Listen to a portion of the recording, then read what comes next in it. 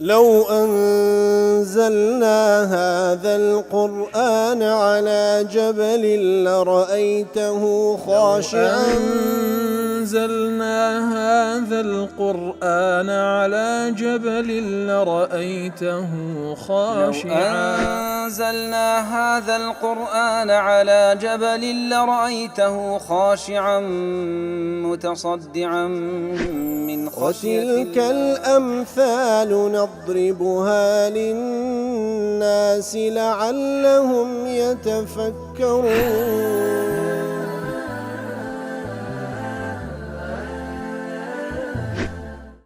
الحمد لله والصلاة والسلام على رسول الله وعلى آله وصحبه ومن والاه. السلام عليكم ورحمة الله. برزان خوش حالم لواني 1027 لوانا كاني تفسير قرآني بيروز بيم وخزمتان ومبست رزامن دي رب العالمين وهي وادان مئوي آزي السودي لور بقرن. أعوذ بالله من الشيطان الرجيم. ولو أنهم رضوا ما آتاهم الله ورسوله وقالوا حسبنا الله سيؤتينا الله من فضله ورسوله إنا إلى الله راغبون. والله خوش ويستان هل السياق وآتانك وخوي قور باز لمنافق كان دفرمي أجر أوان رازي بان بويك الله تعالى وبيغمبركي صلى الله عليه وسلم بيان بخشية وبيان قوتبا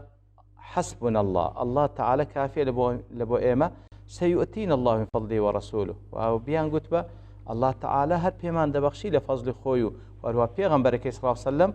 إنا إلى الله راغبون بيقمان إيمة إلى الله راغبون نرغب إلى الله تعالى تنهى إيمة تساومان له خير ورحمته پاداشتی خوای گەورەی سبحانه وتعالى کەواتە ئەسڵ وا بۆ ئەوان ئاوا بڵێن نەک تاعنە لە پێغەمبەر صلی الله عليه وسلم کاتێکەوە لە سەدەقات هیچیان ناداتێ. دەربارەی مناسبەی ئاەتە لەگەڵ ئەوەی پێش خۆی بیقاعی دەڵێ لما أخبر الله تعالى عن حال المنافقين السيء الدنيء کاتێکەوە باسی لە ئاتکە پێشتر خوای گەورە باس لە حاڵەتی منافقەکان کرد ئەو حاڵەتە خراپەی کەوە تعبیر لە نەفسی نزمیان دەکا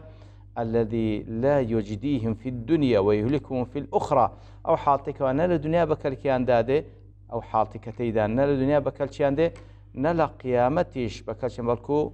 دبته هوي لنا سونيان نبههم على ما هو الأصلح لهم من الحال الشريف السيء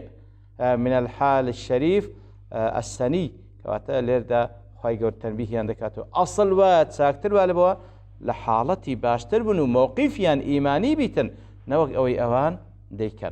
ولو أنهم رضوا ما آتاهم الله ورسوله أي ولو أن أولئك المنافقين أقربيتوا أو منافقان قنعوا بما أعطاهم الله وقسمه لهم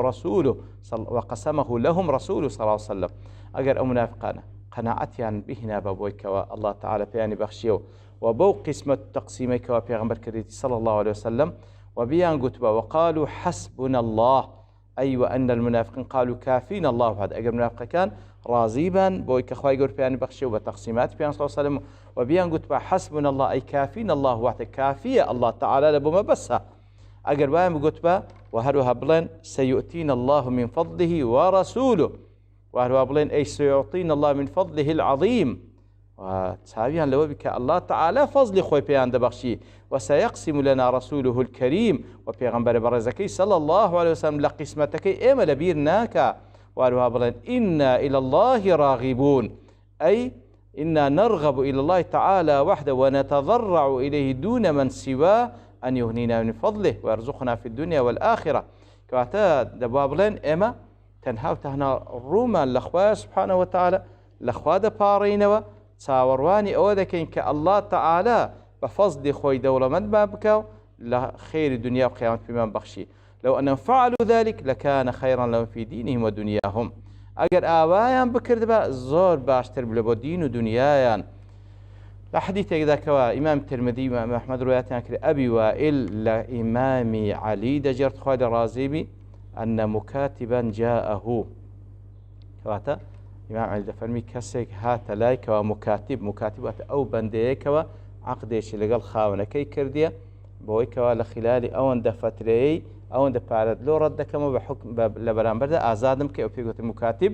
فقال إني قد عجزت عن مكاتبتي فأعني دەڵێ هات گوتیە من بەڕاستی توانام نەما ئەو قەردەی بدەمەوە کەوا لەسەر خۆم کردیتە ماڵ دەی یارمەتیم بدە.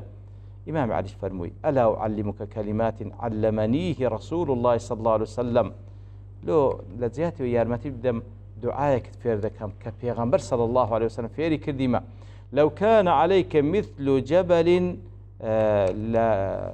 لو كان عليك مثل جبل دينا أداه الله عنك ئەگەر هەندی چیایەک قەرزت لەسەر بی خی گەورە لە بۆت ئاسانەکە بیدەیتەوە ئەوش ئەوەیە قل اللهم أكفني بحلالك عن حرامك وأغنني بفضلك عمن سواك کاتەوە یەک لەو دوعانەیەکەوە پێغەمبەر صلی الله عليه وسلم فێری عەلی کردی خوا لە ڕازی ئەویش فێری ئەو کەسەی دەکا و ئێمەش لێی بەهرەمەند دەبین کەەوە ئەو دوعای بکەن کەسێک قەرزارە ئەگەر هەندی چیە قەردت لەسرە ئەو دوعای بکە الله تعالی لەسەر ئاسان دەکە اللهم أكفني بحلالك عن حرامك وأغنني بفضلك عمن سواك خوای وابکە ئەوەندە حەلالم پێ بەخشی کەوا چاوم لە حرام نەبی و هەروەها بە فەزلی خۆ دوام لێ بکەی پێویستم بە غەیری تو نەبی اللهم أكفني بحلالك عن حرامك وأغنني بفضلك عمن سواك کەواتە ئەسڵ وا بوو منافقەکان ئاوا بکەن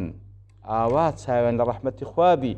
نەوەک بێن بپاڕێنەوە و نەوەک ناڕزایی دەرببڕن لە مەزموعی فتاوە دەڵێ يتضمن الأمر بالرضا والتوكل کەواتە ئەو ئاەتە ئەوەی لە خۆگەتیکەوە ئینسانی مسلمان پێویستە هەم ڕازی بی هەم تەوەکل لەسەر خوابی والرضا والتوكل يكتنفان المقدور کەواتە ڕازیبوون و تەوەکل دەوری ئەوەیان گرتێکەوە خوای گەورە تەقدیری کردە فالتوكل قبل وقوعه والرضا بعد وقوعه کەواتە لە پێشەوە شتێک ڕووبدا توەر تەوەکل لەسەر خوا لە دواوەی کە ڕوویدا دەبێ ڕازی بی کەواتە زۆر زۆر مهمە کەوا بە بەردەوامی ئینسان هەم تەوەکل لەسەر خوا سبحانه وتعالى لە بۆ هەموو شتەکانی دنیا و قیامەتی هەم لە دوای ڕوودانشی ئەو پەڕی ڕازی بی لە زاد المعاد ابن القيم رحمة الله عليه بدرباري وآت دفر ولو أن مرض ما أتاهم الله ورسوله دفرمي أو آت بيان أن الله وحده هو الكافي وقالوا حسبنا الله نك حسبنا الله ورسوله قالوا حسبنا الله أو آت بياني أو ذاك وأن الله وحده هو الكافي بياني أو مالك الله تعالى بالتنياه هل أو كافية لبو بندكي حيث جعل الله تعالى الإيتاء لله ولرسوله لآت كذا فرمي وآتانا الله من فضله ورسوله كواتا إيتاء وبخشين لله خواي قولوا سبحانه وتعالى وبخشينش لأويك ولا بردس بيان صلى الله عليه وسلم بو عيني بيان دبخشي وأما الحسب فله وحده بلام حسب كافي الله تعالى حسبنا فلم يقل وقالوا حسبنا الله ورسوله بل جعله خالص حقه كواتا حسبنا الله كواتا تنهى وتنهى في الله تعالى وتكافي بي وكل دواش إنا إلى الله راغبون وأرها لا دربار الرغبة لم يقل إلى الله وإلى رسوله راغبون بل جعل الرغبة إليه وحده وأرها لرزاكردن لبو فضلي زياتر تنها بيست رزاد لرحمة خواهي قورة بتساول لرحمة خواهي قورة بيو حسبنا الله تنها لبو الله تعالى لا مزموع فتاوى دلي جعل الله تعالى في الآية الكريمة لو آتاه خواهي سبحانه وتعالى لو آت برزد فرمي ولو أنهم رضوا ما آتاهم الله ورسوله الإيتاء أيضا للرسول صلى الله عليه وسلم كواتا كخوي ولو أنهم رضوا ما آتاهم الله ورسوله أجر رازي بن بويك الله تعالى وبيغمبر صلى الله عليه وسلم يعني بخشيه كواتا إيتاء وبخشينكي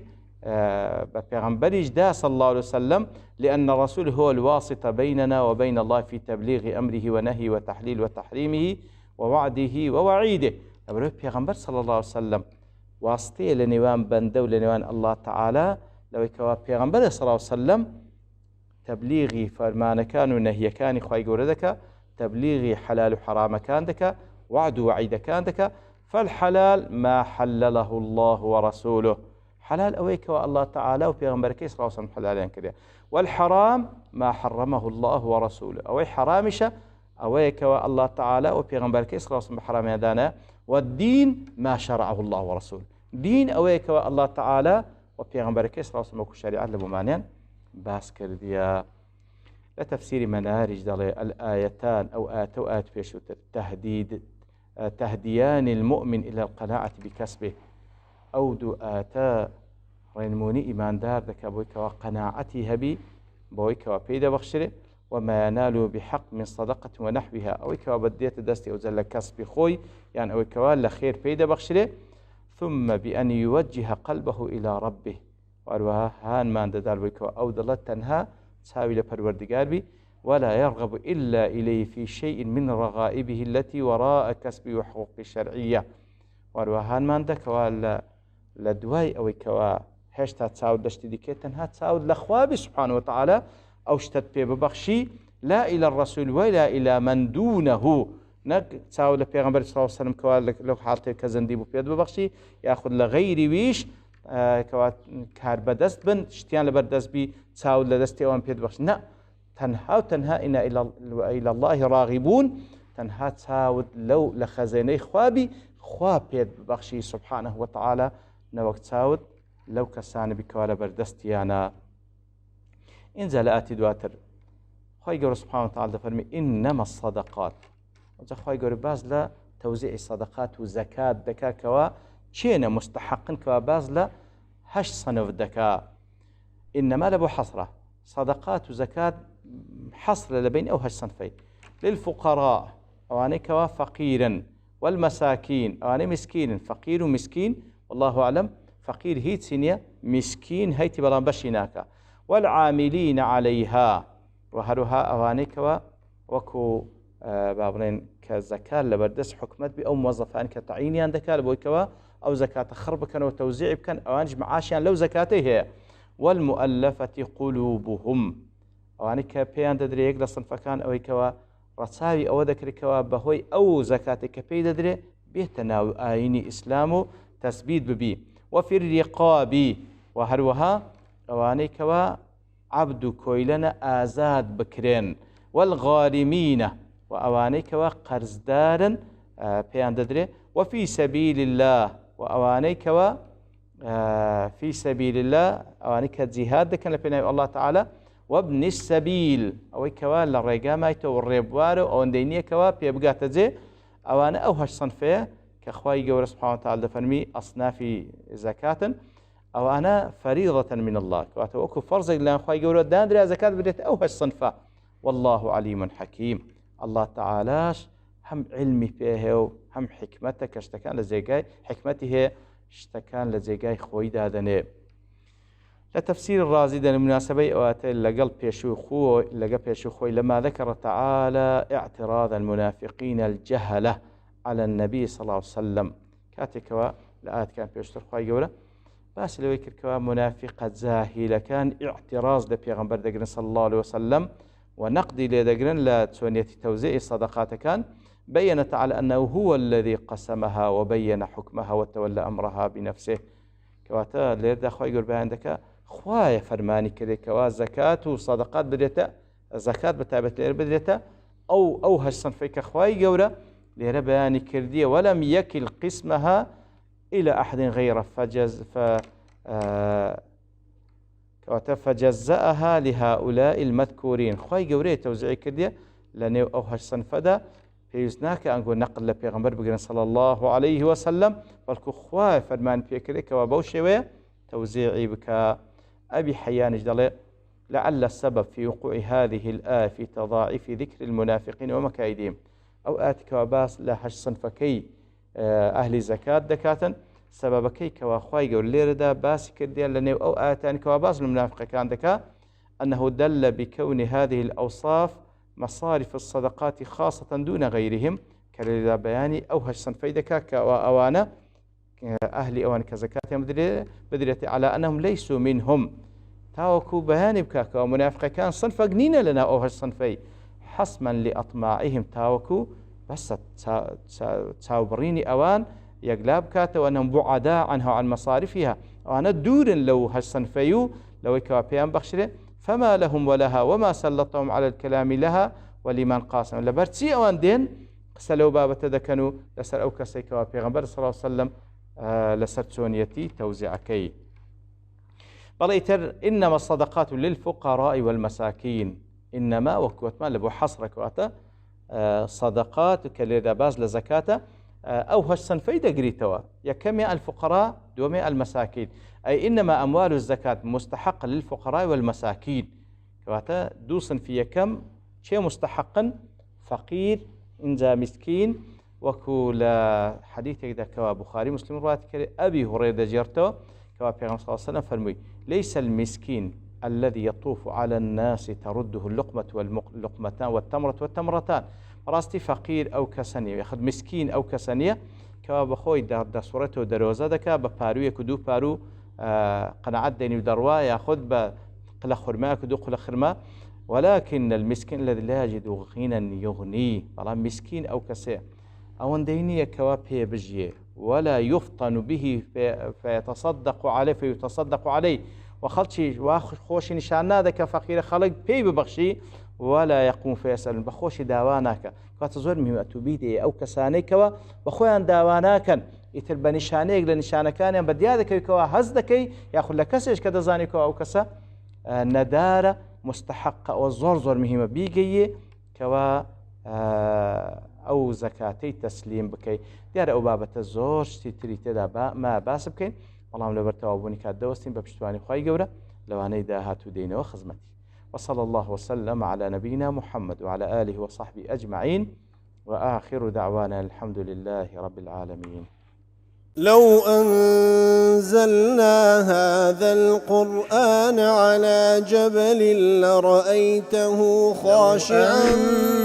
أنزلنا هذا القرآن على جبل لرأيته خاشعا أنزلنا هذا القرآن على جبل لرأيته خاشعا